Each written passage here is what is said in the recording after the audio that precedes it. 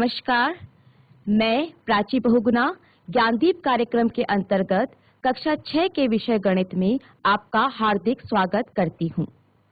बच्चों, हम लोग अध्याय 3 पूर्ण कर चुके हैं। उसके पश्चात हम लोग अध्याय 4 शुरू करने जा रहे हैं, जिसका नाम है आधारभूत ज्यामितीय अवधारणाएं। तो बच्चों, हम लोग इस चैप्टर को शुरू करेंगे।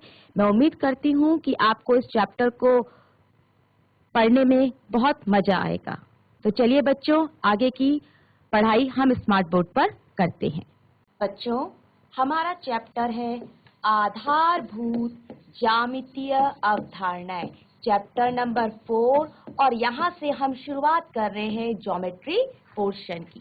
ठीक है, तो चैप्टर का नाम है आधारभूत ज्यामितीय अवधारणाएं। अवधारणाएं यानी कि कॉन्सेप्ट।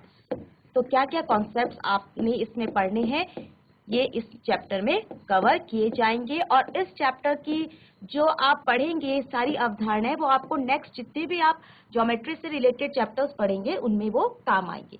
तो बच्चों, इसमें सबसे पहले है बिंदु, जिसको हम बोलते हैं पॉइंट।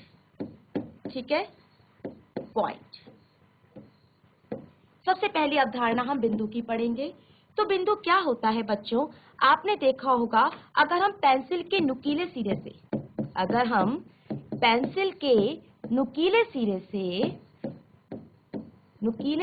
से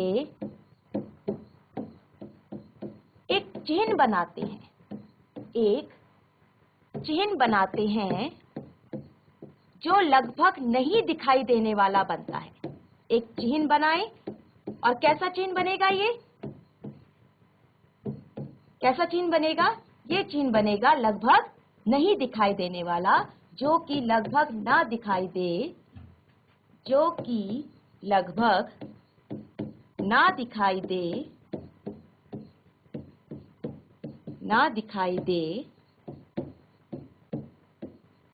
तो इसे बिंदु की अवधारणा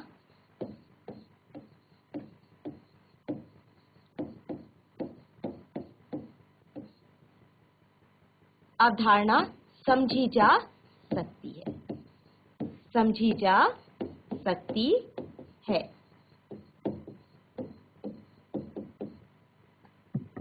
तो इससे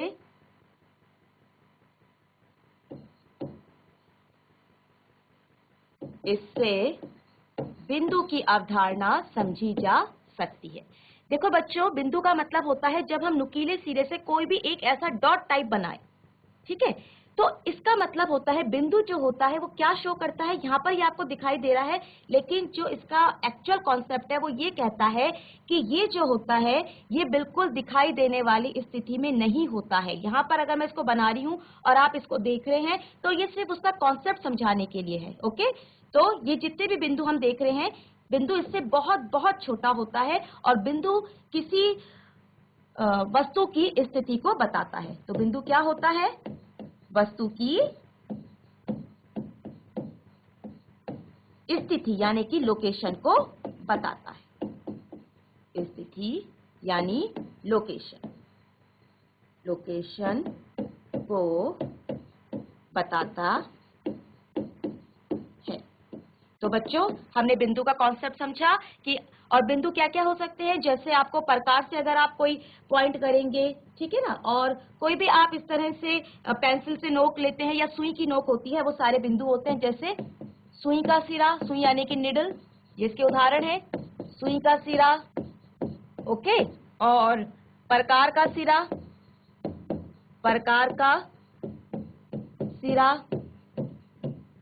इसके अलावा पेंसिल का सिरा, जिससे कि हमने शुरुआत ही की थी अपनी, पेंसिल का सिरा। ये सारे उदाहरण हैं जिससे हम बिंदु की अवधारणा समझ सकते हैं।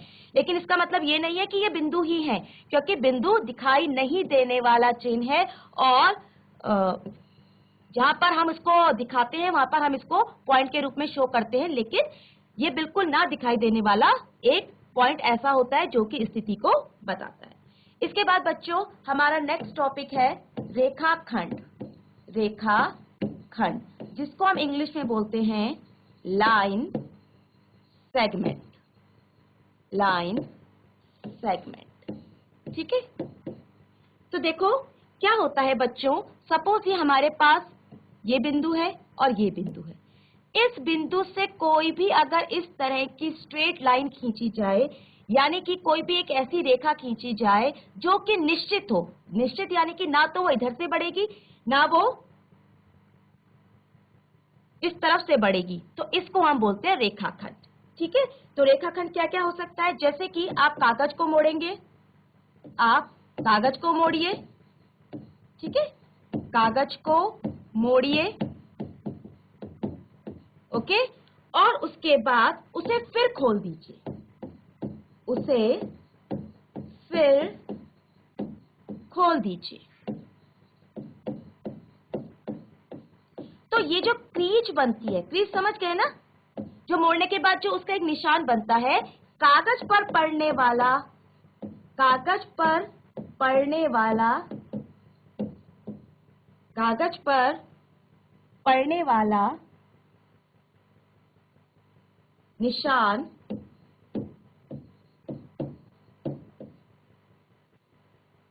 निशान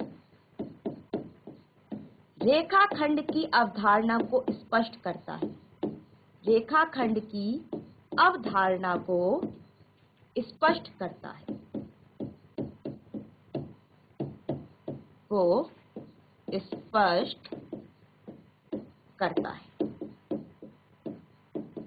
ठीक है, तो ये क्या होते हैं, रेखाखंड होता है। तो देखो बच्चों, जैसे पोस्टकार्ड का किनारा हो गया, इस तरह की कोई एक फिगर हम रेखाखंड में शो कर रहे हैं। इसका एक पॉइंट ए है और दूसरा पॉइंट बी है। ठीक है, एक पॉइंट ए और दूसरा पॉइंट बी है।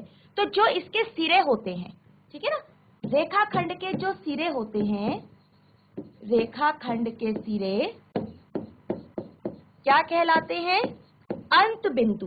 क्या कहलाते हैं, अंत बिंदु। अंत बिंदु को इंग्लिश में हम बोलते हैं एंड पॉइंट्स, एंड पॉइंट्स। ठीक है,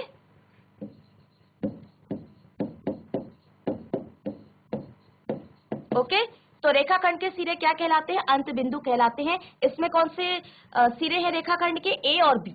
ठीक है, तो ए तथा बी रेखाखंड के अंत बिंदु हैं, अंत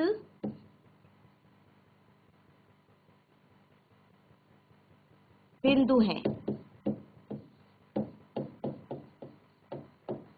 अंत बिंदु है।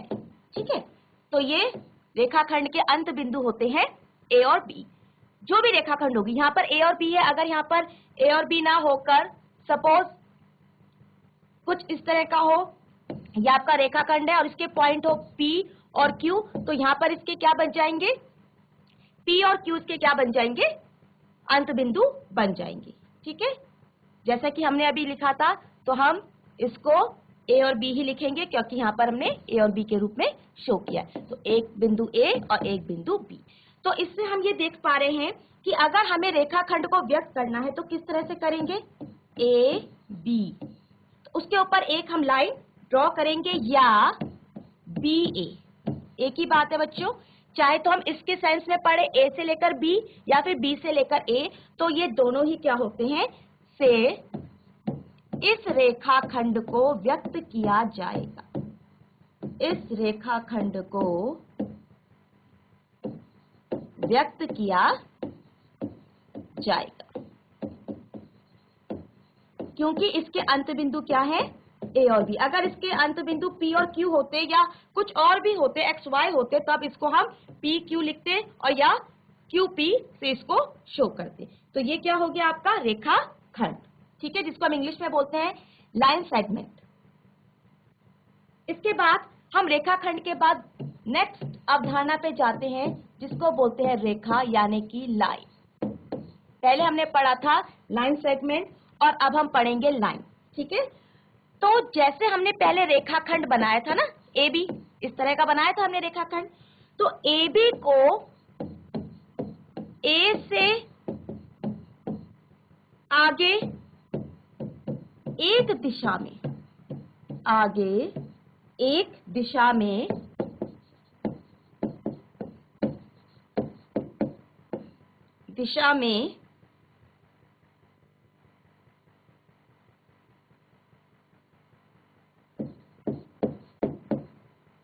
और B से आगे दूसरी दिशा में, और B से आगे दूसरी दिशा में, दूसरी दिशा में, ठीक है। बिना किसी अंत के अगर बढ़ाया जाए, ये बहुत इंपॉर्टेंट बात है कि रेखा का कोई अंत नहीं होता, जबकि जो रेखाखंड हमने पढ़े थे उसके कुछ एंड पॉइंट्स होते हैं, लेकिन इसके कोई एंड पॉइंट्स नहीं होते। तो बिना किसी अंत के विस्तृत किया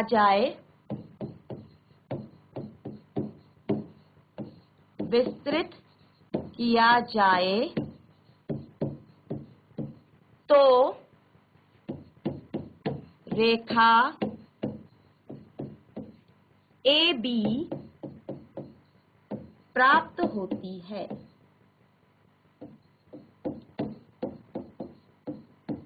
और बच्चों, रेखा को हमेशा इसके ऊपर एरो, ठीक है, इसके ऊपर सॉरी लाइन और दोनों तरफ एरो, ये आपको रेखा को ऐसे शो करना है। और अगर इस तरह का होगा तो ये होगा रेखाखंड, ये रेखाखंड होगा और ये रेखा होगी ऊपर वाली, ठीक है। तो इस तरह से क्या हुआ, रेखा हमें प्राप्त होती है। और रेखा जो होती है, जैसे AB,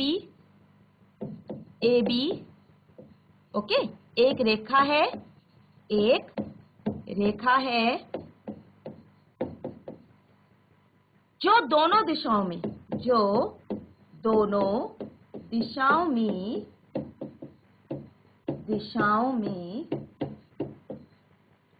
अनिश्चित रूप से विस्तृत होती है,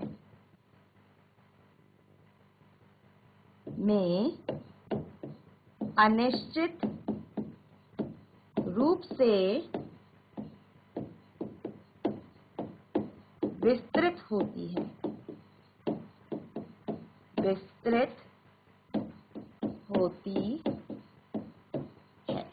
ठीक है।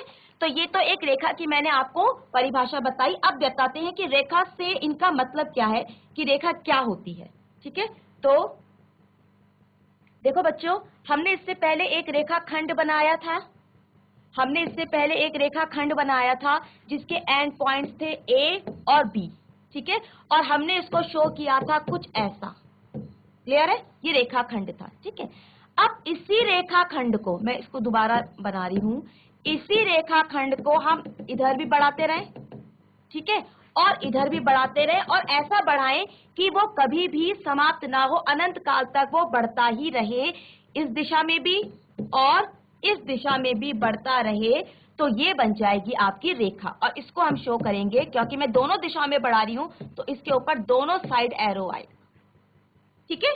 तो ये आपका था रेखाखंड और ये है आपकी रेखा। मुझे उम्मीद है आपको ये चीज क्लियर हो गई होगी, ठीक है। अब हम इसके बाद अपना नेक्स्ट जो टॉपिक है वो लेते हैं, प्रतिच्छेदी रेखाएं।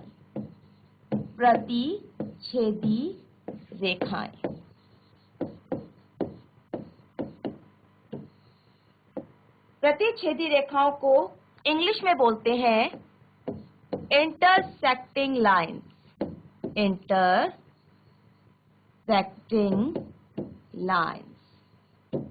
ठीक है। देखो बच्चों, इंटरसेक्टिंग लाइंस क्या होती है, आप ये देखो, ये आपका इंग्लिश का अल्फाबेट है X, ठीक है। अगर हम इसको ज्योमेट्री के कॉन्सेप्ट में देखें तो ये एक रेखाखंड है, ये वाला, ठीक है, और एक दूसरा रेखाखंड ये है। ये कहीं ना कहीं इस पॉइंट पे, अगर मैं इसको P मान रही हूं तो P पॉइंट पे ये मिल रहे हैं, और P पॉइंट दोनों में है, यानी कि अगर ये रेखाखंड AB है और ये रेखाखंड CD है, तो AB और CD दोनों का कॉमन पॉइंट क्या है, उभयनिष्ठ पॉइंट क्या है, P है।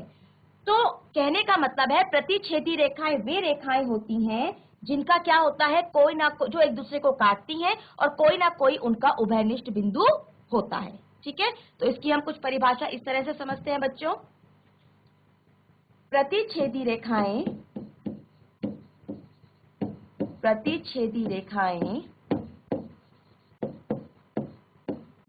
ऐसी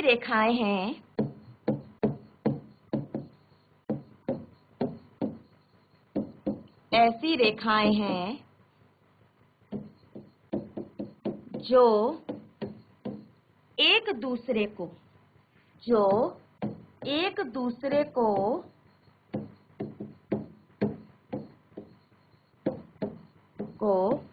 काटती हैं, ठीक है, तथा उनका एक उभयनिष्ठ बिंदु होता है। उभयनिष्ठ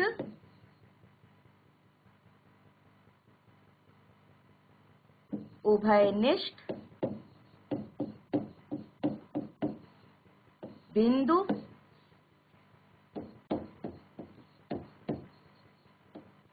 होता है।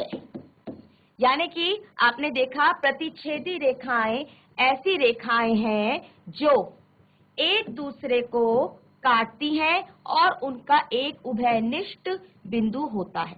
ठीक है, तो इसका हमने उदाहरण अभी देखा, इसके बहुत से उदाहरण हो सकते हैं बच्चों। ये आपने परिभाषा समझी। तो देखो, जैसे मैंने दो रेखाखंड बनाए, एक ये और एक ये। ठीक है, ये रेखाखंड, यहाँ पर अगर मैं इसको दोनों साइड डाल रही हूं तब ये रेखा बन जाएगी। ये याद रखना बच्चों, अब ये रेखा बन चुकी है क्योंकि इसमें मैंने दोनों साइड एरो लगाया है। क्लियर है? ठीक है, तो इसका हमने नाम लिया है L1 और इसको दिया है L2। तो रेखाखंड में भी कॉन्सेप्ट सही है और रेखा के लिए भी कॉन्सेप्ट सही है, कोई दिक्कत नहीं है। अब ये दोनों एक दूसरे को काट रही है बिंदु P पर। किस पे काट रही है? बिंदु P पर, और P इसका उभयनिष्ठ बिंदु है। P क्या है? इसका उभयनिष्ठ बिंदु।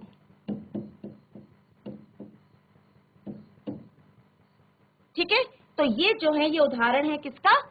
प्रतिच्छेदी रेखाएं का, यानी कि L1 व L2 रेखाएं बिंदु P पर प्रतिच्छेद करती हैं। बिंदु P पर प्रतिच्छेद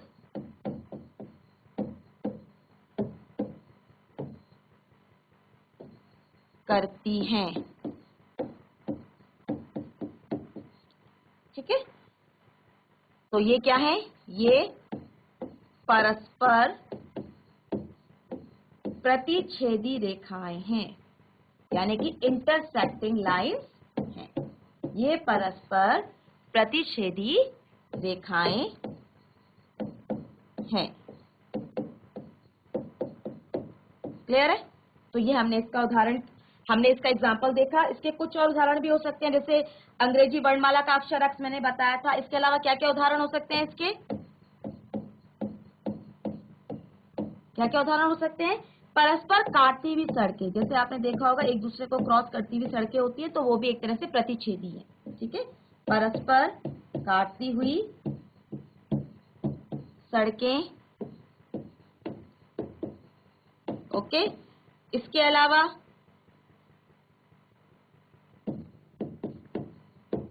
सड़कें, ठीक है, इसके अलावा पुस्तिका के, जो आपकी अपनी पुस्तिका है, यानी कि आपकी नोटबुक है, अभ्यास पुस्तिका है, दो संलग्न किनारे।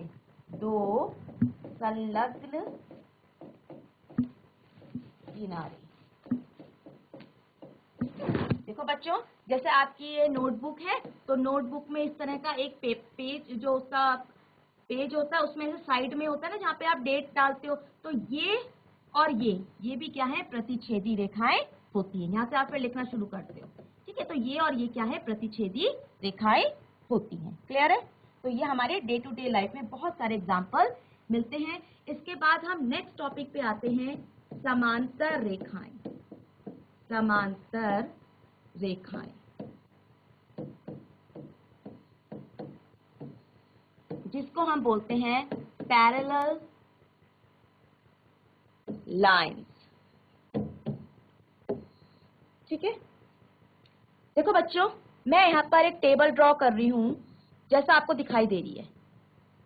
ठीक है, जो जैसा हमें विजन बनता है टेबल का, या कि टेबल 3D है। 3D तो हम यहाँ पर बना नहीं सकते, मतलब लंबाई चौड़ाई और मोटाई तो हम यहाँ पर शो कर नहीं सकते। तो कुछ इस तरह का क्या है, मैं यहाँ पर टेबल बना रही हूं। ठीक है, ये सी टेबल है। अब इसके 4 कोने हैं, A, B, C and D। Clear है? अब देखो बच्चों, इसमें इस फिगर को आप देखें और मुझे बताएं कि AB, ठीक है, AB और BC, AB और BC कौन से पॉइंट पे प्रतिच्छेद कर रहे हैं? AB और BC। तो ये AB है और ये BC है। ठीक है, तो इनका पॉइंट क्या है प्रतिच्छेद करने का? यही तो है B। ठीक है, तो क्या कह सकते हैं, कौन से बिंदु पर प्रतिच्छेद कर रहे हैं? बिंदु B पर प्रतिच्छेद कर रहे हैं। क्लियर है? प्रतिच्छेदी रेखाओं के बारे में मैं इससे पहले आपको बता चुकी हूं, पर प्रतिच्छेद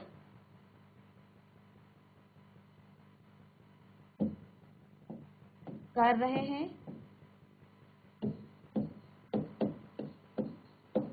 ठीक है, इसी प्रकार AD और CD, अब ये AD और ये CD, ये देखो और ये देखो, ये जो है ये कहां प्रतिच्छेद कर रहे हैं एक दूसरे को? D पे। ठीक है ना, तो यानी कि AD और CD कौन से बिंदु पर प्रतिच्छेद कर रहे हैं? बिंदु D पर प्रतिच्छेद कर रहे हैं, प्रतिच्छेद कर रहे हैं।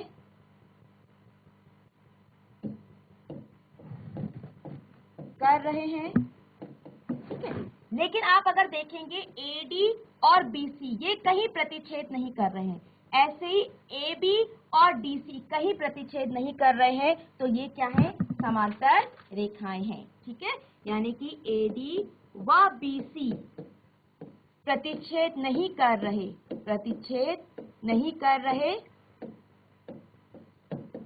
ठीक है, तो ये क्या है? समांतर रेखाएं हैं। ये क्या है? समांतर रेखाएं हैं। इससे बाद का जो समांतर रेखाओं के विषय में भी बहुत कुछ पढ़ाया जाना है बच्चों, ये मैं आपको आगे बताऊंगी। अब हम अपनी नेक्स्ट क्लास में मिलेंगे, जिसमें कि मैं समांतर रेखाओं के बारे में, इसके अलावा जो किरण है उनके बारे में, और आगे जितने भी कॉन्सेप्ट है उनके बारे में आपको बताऊंगी। अभी मेरी क्लास यहीं पर स्थगित हो रही है। ओके बच्चों, थैंक यू सो मच।